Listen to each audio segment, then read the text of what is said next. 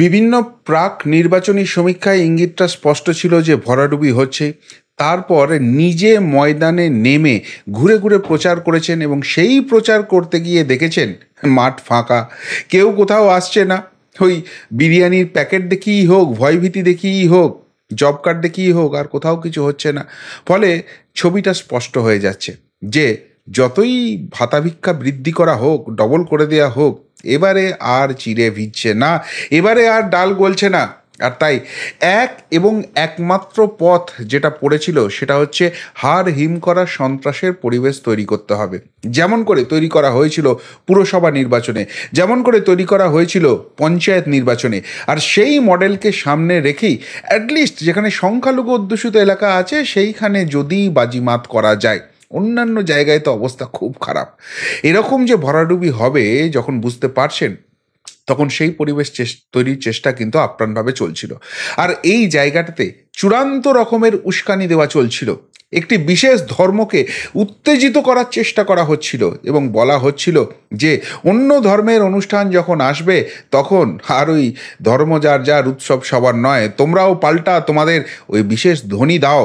এবং সেখান থেকে এই প্ররোচনা যখন হচ্ছিল, সেই প্ররোচনায় কাজ হলো। হাড় হিম করা সন্ত্রাসের পরিবেশ তৈরি করার চেষ্টা করা হলো।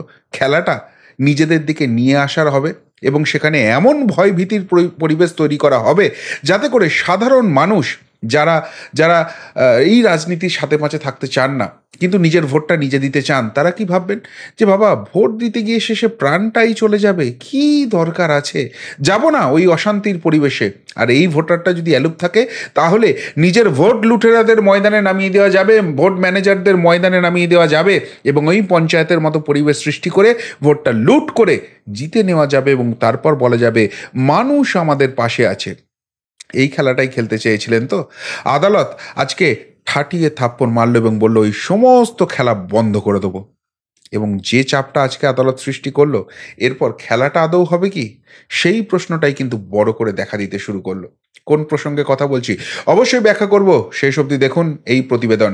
নমস্কার প্রিয় বন্ধু, মিডিয়ায় আপনাদের স্বাগত এবং আপনারা দেখছেন প্রিয় বন্ধু বাংলা, সত্যের সন্ধানে সর্বদা আমি শুদ্ধশীল। বন্ধুরা, এবারের রামনবমী নিয়ে কিন্তু একদিকে যেরকম এই বাংলায় একটা উৎসাহ ছিল, তার পাশাপাশি কিন্তু এখানে ভয়ের পরিবেশ কেউ বা কারা তৈরি করার চেষ্টা করছিল সেই ছবিটাও স্পষ্ট হয়ে গিয়েছিল।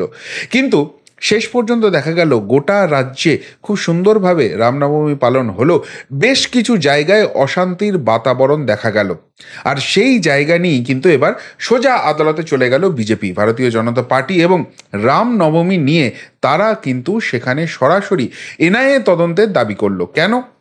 কেননা গত বছর এই রামনবমীর আড়ালে আমরা দেখেছি পশ্চিমবঙ্গে কোন হিংসার ছবি উঠে এসছে এবং সেখানে বিরোধী দলনেতা মাননীয় শুভেন্দু অধিকারী তিনি কিন্তু আদালতের কাছে আবেদন রেখেছিলেন যেখানে এনআইএ তদন্ত করতে হবে। রাজ্যের হাতে তদন্ত ছিল, কিন্তু তারা সেই দুষ্কৃতীদের আড়াল করার চেষ্টা করছিল। আর এনআইএ তদন্ত নেমেই দেখলো যে এখানে জাতীয় নিরাপত্তার যে ব্যাপারটা সেটাই কিন্তু লঙ্ঘিত হচ্ছে। এখানে বৈদেশিক শত্রু ঢুকে গেছে এবং তারাই কিন্তু অশান্তির বাতাবরণটা সৃষ্টি করছে। ফলে ডালখোলা হোক, ফলে শিবপুর হোক, সমস্ত জায়গা থেকে এইসব সন্ত্রাসবাদীদের গ্রেপ্তার করা শুরু করলো এনআইএ। তাই এবারে অন্তত মনে করা হয়েছিল যে ওই সাহসটা বোধহয় করবেন না, কিন্তু তিনি সমানে উস্কানি দিয়ে গেলেন এবং আমরা দেখলাম যে মুর্শিদাবাদের দুটি জায়গায় কিন্তু সেই অশান্তি ভয়ঙ্কর রকম ছড়িয়ে পড়ল, পাথর ছোড়া হলো, এমনকি বোমা অবধি পড়েছে, এমন অভিযোগ সামনে এলো। আর তাই সেই সব নিয়ে আবারও এনআইএ তদন্তের দাবি নিয়ে বিজেপি কিন্তু আদালতে চলে গেছে। সেই আদালতে কলকাতা হাইকোর্টে আজকে প্রধান বিচারপতি মাননীয় টি.এস. শিবজ্ঞানম স্যার তিনি কিন্তু আজকের হিয়ারিং করলেন এবং হিয়ারিং করে যে রায়দানটা তিনি আপাতত করলেন সেটা মারাত্মক। নির্বাচন কমিশনকে বলবো বহরমপুরের ভোট পিছিয়ে দিতে, রামনবমীর অশান্তি প্রসঙ্গে মন্তব্য হাইকোর্টের। প্রধান বিচারপতি তিনি পরিষ্কার জানিয়ে দিলেন, স্পষ্ট ভাষায় জানিয়ে দিলেন যে একটা 8 ঘন্টার ধর্মীয় অনুষ্ঠান সেটা সুষ্ঠুভাবে করা যাচ্ছে না, সেখানে ভোটটা হবে কি করে। আসল জায়গাটাতেই তিনি ধরে ফেলেছেন। সেখানকার 2 থানার ওসি তাদেরকে কিন্তু ইতিমধ্যেই সাসপেন্ড করা হয়েছে এবং তাদের বিরুদ্ধে চার্জশিট গঠনের কথা বলা হয়েছে। আর এই প্রসঙ্গে কিন্তু এনআইএর দাবি হয়েছে। আমরা নিশ্চিত যে এনআইএর দাবি হয়েছে যখন, সেখানে কিছু না কিছু ঘটনা ঘটেছে। কিন্তু কেননা গতবারে যখন এনআইএর দাবি হয়েছিল তখন কিন্তু সকলেই চমকে গিয়েছিল পশ্চিমবঙ্গের, এবং শেষ পর্যন্ত আদালতও রিয়েলাইজ করেছিল হ্যাঁ জাতীয় সুরক্ষার প্রশ্ন এখানে কম্প্রোমাইজ হচ্ছে, এবং এনআই তদন্তের নির্দেশ হয়। এবং সেখান থেকে দেখা যাচ্ছে কত রাঘব বোয়াল, কত খালিস্তানি, কত জেএমবি জঙ্গি তারা বেরোচ্ছে এবং একে একে এনআই তাদেরকে জেলে পুরছে। সেই নিয়ে তো প্রচণ্ড আস্ফালন ছিল। কিন্তু এবারে কি হয়েছে? এবং এখানে টি.এস. শিবজ্ঞানম স্যারজি তিনি একটা এমন কথা বলেছেন, সেটা কিন্তু আরও মারাত্মক হতে চলেছে।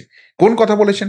বলেছেন যে এই যে অশান্তির ছবি, এর পিছনে মূল অনুপ্রেরণাদায়িনী কে, কার প্ররোচনায় এত বড় ঘটনা ঘটেছে, সেটা তদন্ত করে খুঁজে বার করা দরকার আছে। এবং এই প্রসঙ্গে যদি মনে করে কেন্দ্রীয় তদন্তকারী সংস্থাগুলি, তারা কিন্তু নিজেদের হলফনামা সেখানে জমা দিতে পারে। রাজ্যের যারা তদন্তকারী সংস্থা রয়েছে তারাও সেটা দিতে পারে। এবং নির্বাচন কমিশনকে স্পষ্ট নির্দেশ গেছে যে পরিস্থিতি যদি এরকম হয়, সেটা কি ভোটের অনুকূলে রয়েছে, দরকার হলে ভোট এখান থেকে পিছিয়ে দিন আপনারা। আগামী ২৬ তারিখ এই মামলার পরবর্তী শুনানি আছে, এবং সেটা কিন্তু একটা খুব ইম্পর্টেন্ট ডেট হতে চলেছে। আপনাদের নিশ্চিতভাবে মনে থাকবে যে বিরোধী দলনেতা তিনি কিন্তু ইঙ্গিত দিয়েছিলেন যে এই যে সপ্তাহটা শুরু হচ্ছে তার প্রথম দিকেই কিন্তু একটা বড় সড়ো বোমা ফাটবে। এবং সেই জায়গা থেকে আমরা দেখলাম গতকাল হাইকোর্টে একটা রায় হলো, সেটা ওই যে এসএসসি স্ক্যাম রয়েছে সেই নিয়ে রায় হয়েছে, এবং সেখানে ২৬,০০০ শিক্ষক, যারা ভুয়ো শিক্ষক, অযোগ্য শিক্ষক, তাদের চাকরিটা গেছে। এবার এই জায়গাটা নিয়েই আমরা দেখলাম যে অনেক জলঘোলা করানোর চেষ্টা করা হচ্ছে।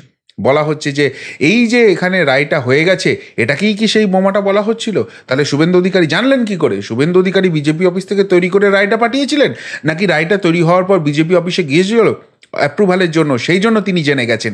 এবং এটাকে নিয়ে যে রাজনীতি একটা হচ্ছে, রাজনৈতিক প্রতিহিংসা হচ্ছে, এই ছবিটা তোলার আপ্রাণ চেষ্টা করে যাচ্ছে, যেটা এটা করা ছাড়া ছেঁচড়গুলোর আর কোনো রকম কোনো উপায় নেই। কিন্তু আসল বোমাটা তো ফাটলো আজকে। রামনবমীর মিছিলে এই যে ঘটনা ঘটলো, তার পিছনে অনুপ্রেরণা কার ছিল? প্রকাশ্য মঞ্চ থেকে গোটা বাংলা সেটা দেখেছে, গোটা বাংলা সেটা জানে। গতবারও তার নাকের ডগায় হয়েছে, আর প্রশাসনকে চুপ করিয়ে রাখার তার বিরুদ্ধে অভিযোগ উঠেছে। এবারও সেই একই ছবি, পঞ্চায়েতের স্টাইলে ভোটটা করাতে হবে। কেননা মানুষ যদি নিজের ভোটটা নিজে দেয়, একদম সখাত সলিলে ডুবতে হবে। আর সেই জায়গা থেকে পঞ্চায়েত বা পুরসভা স্টাইল ছাড়া উপায় নেই। অন্যদিকে কেন্দ্রীয় বাহিনী চলে এসছে, ফলে সেখানেও খুব একটা লুটপাট করার কোনো জায়গা নেই। উপায় কি?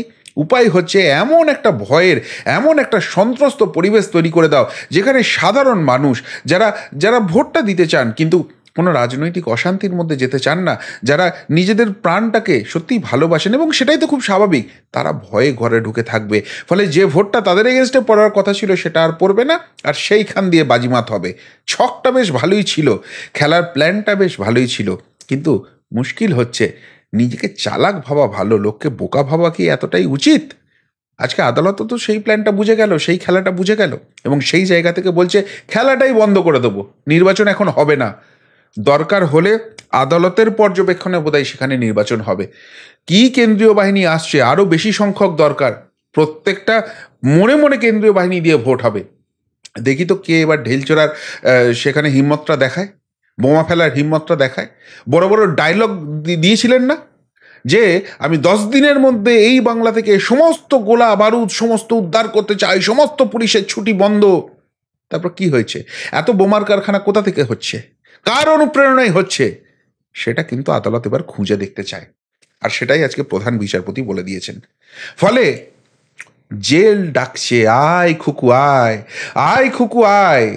কোথায় এসএসসি স্ক্যামের জন্য ডাকছে, সেইখানে সুপার নিউমারিক পোস্ট তৈরি করেছেন চোরেদের বাঁচাতে, ঘুষখোরদের বাঁচাতে।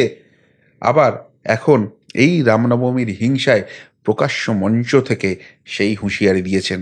এনআইএ তদন্ত যদি শেষ পর্যন্ত হয়, এনআইএর হাতে তো খোলা অস্ত্র চলে এলো এবার ডাকাডাকি করার জন্য। তবে তার থেকেও বড় কথা, এই সন্ত্রাসের পরিবেশ তৈরি করে যারা ভোট বৈতরণীটা পেরিয়ে যাবেন বলে ভাবছিলেন, ভোটটাই তো বন্ধ করে দিতে চাইছে আদালত। দরকার নেই এই ভোটের, যেখানে মানুষের প্রাণ যাবে। একটা তোলাবাজ দল নিজেদের সদস্য সংখ্যা বাড়াবে, আর সেই জন্য মানুষের জীবন নিয়ে ছিনিমিনি খেলা খেলবে। নিরাপত্তার কোনো ব্যাপার নেই।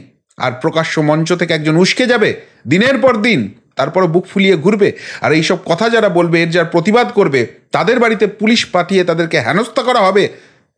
এটা তো চলতে পারে না।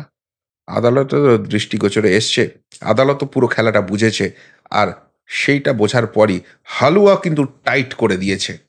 এবার দেখার কার কি সেখানে কি বক্তব্য আছে। শেষ পর্যন্ত এই ন্যায় সেখানে ঢুকবে কিনা, আর ঢোকার পর মূল অনুপ্রেরণার দায়নীকে তুলবে কিনা।